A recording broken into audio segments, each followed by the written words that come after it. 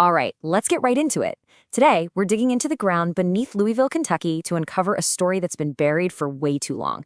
We're going to find out that the city's origin story, well, it's not what you think.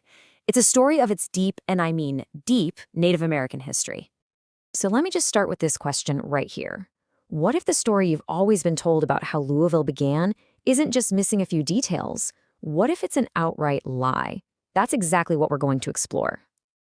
You've probably heard this one before. It's the big myth. For generations, the story has been that Kentucky was this neutral zone, this dark and bloody ground, a vast wilderness that different indigenous groups would hunt in, but that no one ever really called home. It was supposedly always contested, which, conveniently meant it was empty and up for grabs. But here's the thing, that couldn't be further from the truth. So, how do we set the record straight?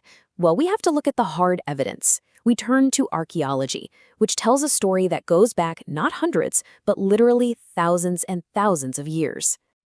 I mean, just look at this timeline. We're starting 12,500 years ago. You've got Paleo-Indian hunters here. Then you see these distinct cultural periods emerge, like the old Clarksville phase, a totally unique identity that was born right here, in this specific spot.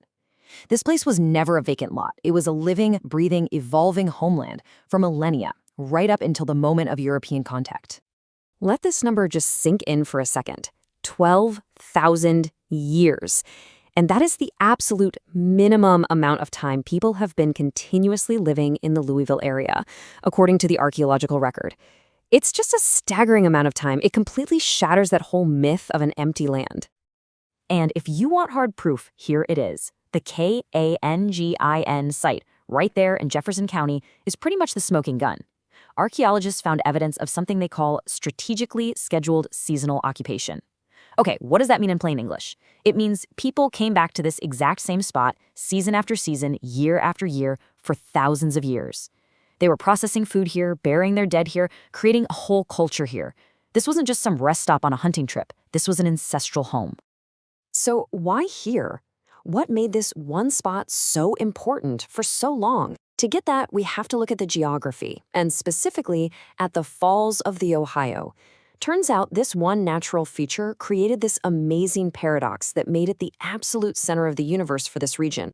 Think of it like this. The falls acted as both a magnet and a wall. On the one hand, it was a hub.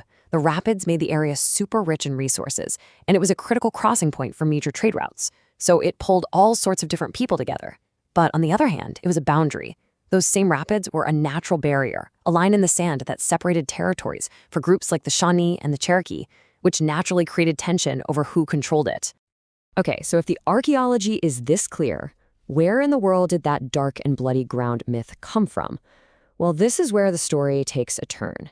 It's about how a warning from a tribal leader was twisted into a weapon used to take land. The year is 1775. A Cherokee leader named Dragon Canoe is in these incredibly tense negotiations with land speculators, and he gives them this warning. Now, he's not talking about some ancient history or old tribal wars. He's talking about the here and now. He's basically telling them, you are buying a war. If you try and claim this land, there will be bloodshed. So here's how they pulled it off. The land speculators heard that warning about a very real current conflicts, and they deliberately twisted it. They started telling settlers, see? He means nobody has ever really owned this land. It's always been bloody. And just like that, this fiction of an empty land became the legal cover they needed to sell off huge chunks of territory and kick people off the land they had called home for millennia. But that history of displacement, as devastating as it was, is not where this story ends. Not even close.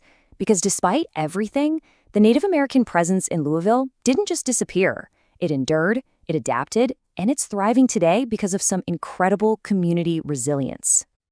Today, the Kentucky American Indian Resource and Community Center, or KIRCC, is really the heart of that resilience. It's a hub for a diverse urban Native community with people from dozens of different tribal nations. It provides vital services, organizes cultural events, and, get this, they co-host a huge competition powwow with the Kentucky Derby Festival. Think about that for a second. Indigenous culture is being woven right into the fabric of the city's most famous event. It's amazing. And that brings us back to the big question. Now that you know that Louisville wasn't built on empty land, but on a 12,000-year-old homeland, a place with its own culture, its own politics, and its own story of incredible resilience, How does that change how you see the city today?